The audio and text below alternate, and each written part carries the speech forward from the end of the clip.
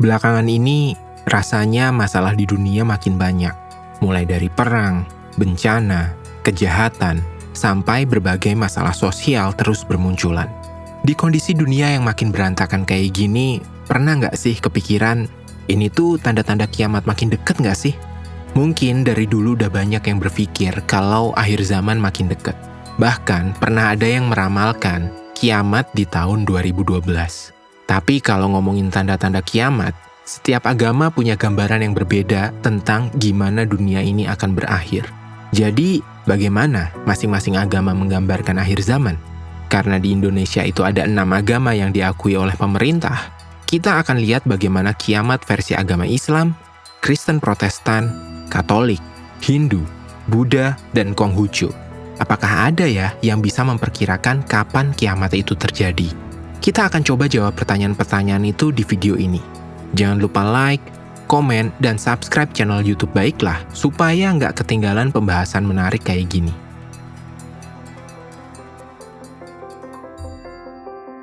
Kalau kita bilang akhir usia, berarti seseorang sudah sampai batas akhir hidupnya, alias meninggal dunia.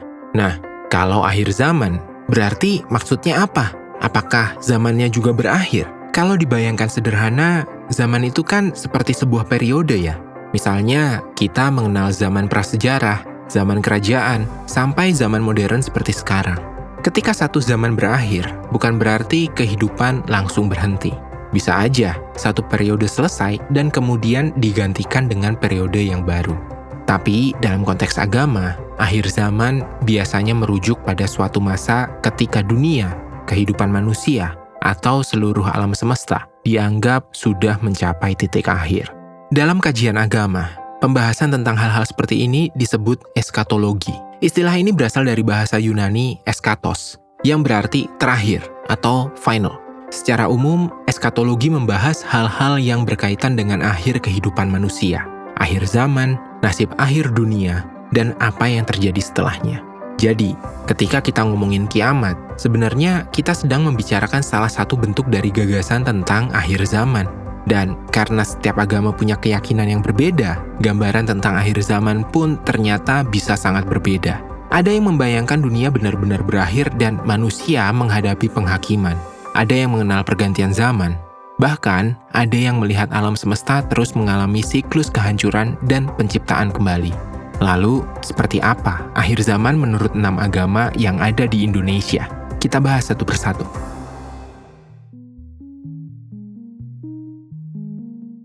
Yang pertama, kita akan membahas kiamat menurut agama Islam. Dalam konteks akhir zaman, kiamat yang dimaksud dalam agama Islam adalah kiamat kubro atau kiamat besar. Lalu, apa yang akan terjadi di kiamat kubro ini? Allah telah menggambarkan kiamat kubro dalam beberapa surah di Al-Quran. Salah satunya pada surat Al-Waqiah ayat 4-6, yang artinya, apabila bumi diguncangkan sedahsyat-dahsyatnya dan gunung-gunung dihancur luluhkan sehancur-hancurnya, maka jadilah ia debu yang berterbangan. Dari buku Kiamat dan Akhirat karya S. Royani Marhan, kiamat kubro dimulai setelah Allah memerintahkan malaikat Israfil untuk meniup trompet sangkakala yang dibawanya. Al-Quran menyebutkan bahwa tiupan trompet dilakukan sebanyak 2 kali. Tiupan pertama untuk menghancurkan seluruh alam semesta beserta isinya. Semua bangunan tinggi diratakan, gunung-gunung hancur, dan semua makhluk akan mati.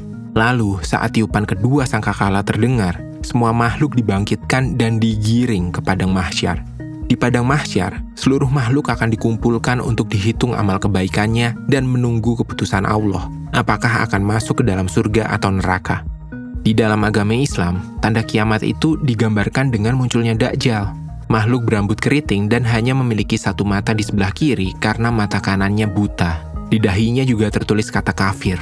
Dikatakan juga, Dajjal akan keluar dari danau Tiberias. Lalu tanda lainnya adalah munculnya Imam Mahdi. Imam Mahdi adalah julukan utusan Allah yang masih merupakan keturunan Nabi Muhammad, berkening lebar dan hidungnya mancung. Imam Mahdi datang untuk memerangi kekejaman Dajjal.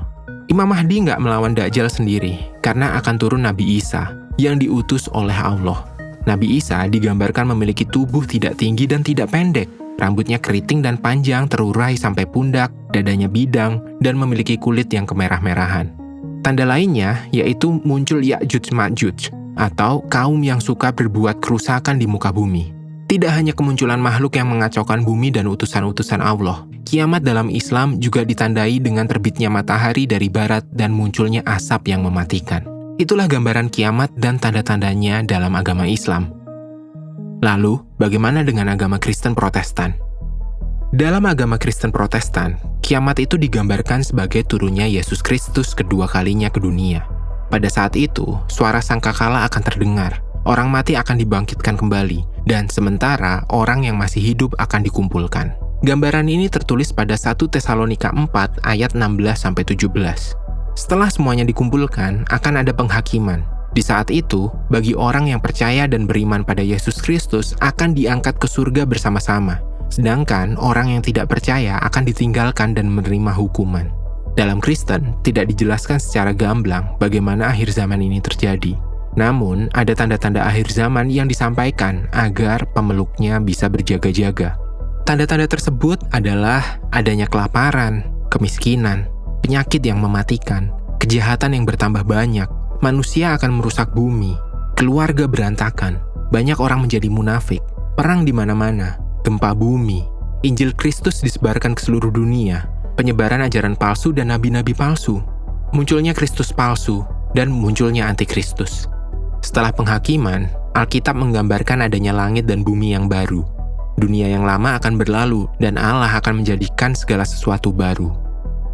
Selanjutnya, kita akan membahas kiamat menurut Katolik. Sebenarnya, gambaran kiamat dalam agama Katolik tidak jauh berbeda dengan Kristen Protestan. Agama Katolik juga menggambarkan akhir zaman sebagai saat ketika Yesus Kristus akan datang kembali dalam kemuliaan untuk menghakimi orang yang hidup dan yang mati.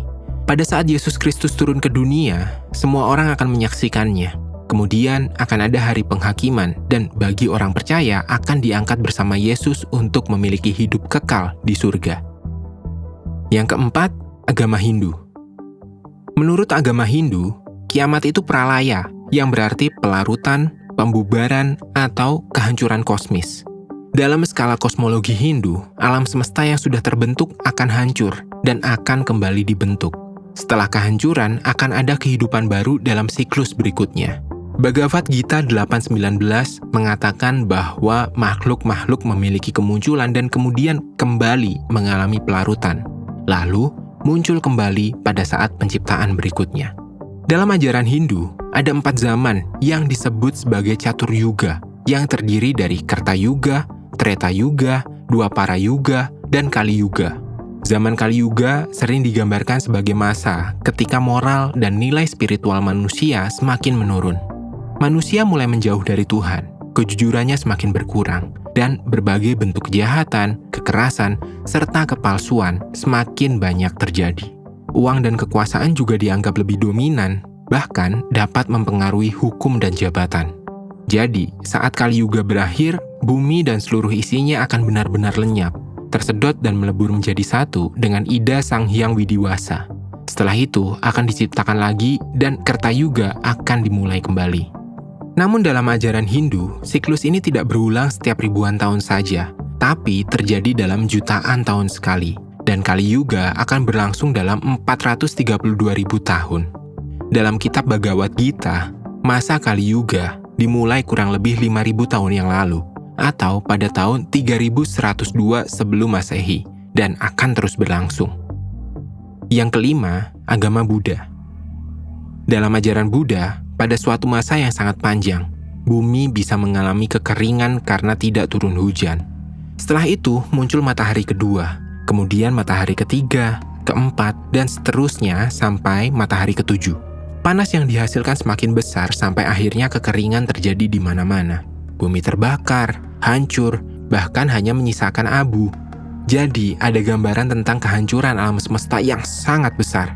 Selain kehancuran alam, ajaran Buddha juga menggambarkan bagaimana kondisi manusia bisa semakin buruk ketika moralitas mulai ditinggalkan. Dalam Cakavati Sihanada Sutta, diceritakan bahwa ketika orang-orang tidak lagi mau berbagi dengan mereka yang membutuhkan, kemiskinan semakin meluas. Dari sana, pencurian meningkat, kemudian kekerasan dan berbagai kejahatan ikut berkembang. Kemudian, datang apa yang disebut masa pedang atau Satanantara Kappa selama 7 hari. Pada masa ini, manusia saling melihat satu sama lain seperti binatang buas dan saling membunuh. Tapi kehancuran ini bukan berarti tidak ada kehidupan lagi, karena akan ada pengulangan siklus kelahiran kembali dunia atau Mahakapa. Siklus ini dibagi menjadi 4 fase, yaitu fase kekosongan, penciptaan, kediaman, dan kerusakan. Ketika fase kerusakan berakhir, maka siklusnya akan kembali pada fase kekosongan. Terakhir, kiamat bagi Konghucu. Kalau dalam agama Konghucu, konsep kiamat ternyata cukup berbeda dengan agama lainnya. Dalam ajaran Kongzi, kita nggak menemukan gambaran yang sistematis tentang suatu hari ketika dunia akan dihancurkan. Manusia dibangkitkan, lalu menghadapi penghakiman terakhir atau siklus hidup yang berulang. Justru, perhatian utama ajaran Konghucu lebih banyak diarahkan pada bagaimana manusia menjalani kehidupan di dunia sekarang.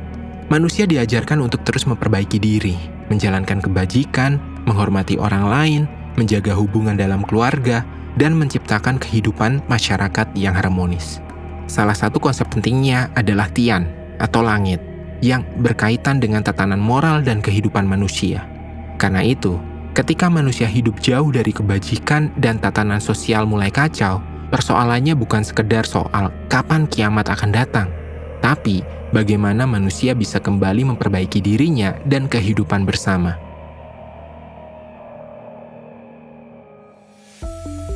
Oke, kalau kita lihat lagi pembahasan tentang akhir zaman dari ke-6 agama tadi, apakah berarti kita sekarang sedang berada di penghujung zaman? Memang, ada agama yang punya tanda-tanda tertentu sebelum akhir zaman. Ada yang berbicara tentang peperangan, kemerosotan moral, munculnya tokoh tertentu, sampai perubahan besar pada alam semesta. Tapi tanda-tanda tersebut bukan berarti manusia bisa menggunakannya untuk menentukan, nah, berarti kiamat tinggal sebentar lagi. Bahkan dalam Islam dan kekristenan misalnya, waktu kedatangan hari akhir ditegaskan sebagai sesuatu yang tidak diketahui manusia. Sementara dalam Hindu dan Buddha, akhir kehidupan dunia justru dipahami dalam kerangka siklus yang jauh lebih panjang. Dan dalam Konghucu, pembahasannya lebih banyak berfokus pada bagaimana manusia membangun kebajikan dan keharmonisan dalam kehidupan sekarang. Jadi, meskipun konsepnya berbeda, ada satu hal yang menarik. Ke-6 agama sama-sama mengajak manusia untuk melihat kembali bagaimana mereka menjalani kehidupan. Nah, setelah lihat tanda-tandanya, menurut kamu apakah kita sudah masuk fase terakhir kehidupan dan tinggal menunggu kiamat itu tiba? Coba tulis pendapat kamu di komentar ya.